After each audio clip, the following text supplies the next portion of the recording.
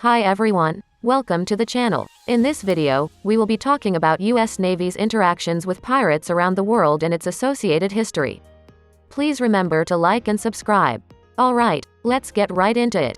The conflict between the United States Navy and pirates at sea has been a long and enduring struggle that spans centuries, from the early 19th century Barbary Wars to the modern-day encounters with Somali pirates. During the Barbary Wars in the early 1800s, American merchant vessels in the Mediterranean were plagued by pirates from the Barbary states of North Africa. The U.S. Navy, under the leadership of Commodore Stephen Decatur and others, engaged in a series of conflicts to protect American interests and secure the freedom of American sailors taken as hostages. These conflicts marked the United States' initial foray into combating piracy at sea.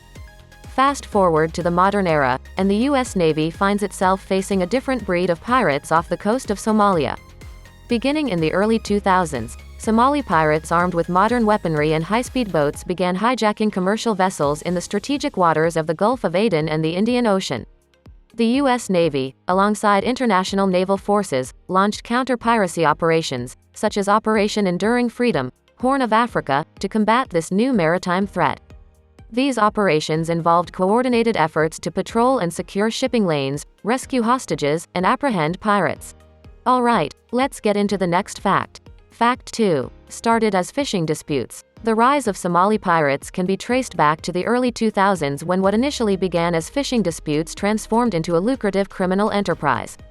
Somalia's strategic location along major shipping routes in the Gulf of Aden and the Indian Ocean provided ample opportunities for piracy to thrive. Initially, many of these pirates were fishermen themselves who grew frustrated with illegal and unregulated fishing by foreign trawlers in Somali waters. They saw their livelihoods threatened by overfishing and the ecological damage caused by these vessels. In response, some fishermen began to take matters into their own hands. They started hijacking foreign fishing vessels and demanding ransom payments as compensation for what they perceived as stolen resources. Over time, these acts of piracy evolved into a more organized and profitable criminal enterprise. Pirates became better armed and began targeting larger, more valuable vessels, including oil tankers and cargo ships. Ransom demands escalated significantly, attracting international attention and condemnation.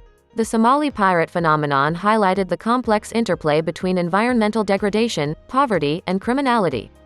International efforts, including naval patrols and the prosecution of pirates in regional and international courts, have significantly reduced piracy off the coast of Somalia. However, addressing the root causes. Alright, let's get into the next fact. Fact 3. In 2006, Somali pirates brazenly targeted two U.S. Navy warships, the USS Gonzales, DDG-66, and the USS Cape St. George, CG-71, marking a significant escalation in the piracy crisis off the coast of Somalia. The incident occurred on the 18th of March when a group of Somali pirates operating from small skiffs approached the USS Gonzales, a guided missile destroyer. The pirates opened fire on the warship with small arms, including rocket-propelled grenades, in an audacious attempt to hijack the formidable vessel. The USS Gonzales responded with swift and overwhelming force, repelling the attack and capturing several pirates in the process. Somali pirates also targeted the USS Cape St. George at the same time, a guided missile cruiser. Once again, the pirates attempted to engage the heavily armed naval vessel, only to be met with a resolute defense. The U.S. Navy's sailors successfully thwarted the attack, apprehending the pirates and securing the safety of their ship. These bold pirate attacks on two advanced U.S. Navy warships underscored the evolving and audacious nature of piracy off the Somali coast during that period. The U.S. Navy's decisive responses demonstrated its commitment to maintaining security in international waters and safeguarding its assets from maritime threats, serving as a powerful reminder of the Navy's readiness and capability to protect American interests on the high seas. The fact that the Somalis are willing to take on a Navy warship is very confusing and unusual. Perhaps the Somali pirates thought that the ship is mainly armed with missiles and do not have too much near-combat weapons. Alright, let's get into the next and final fact. Ongoing issues. The U.S. Navy, along with international naval forces, continue to engage in efforts to combat piracy off the Horn of Africa, particularly in the waters off the coast of Somalia. Despite significant progress in reducing pirate attacks in the preceding years, piracy remained a persistent threat in the region due to a combination of factors, including political instability in Somalia, poverty, and the availability of weapons and vessels for pirate groups. The U.S. Navy's involvement in counter-piracy operations, such as Combined Task Force 151, was a crucial part of the broader international effort to deter and respond to piracy incidents. These operations included patrolling key shipping routes, conducting maritime surveillance, and responding to distress calls from vessels under attack.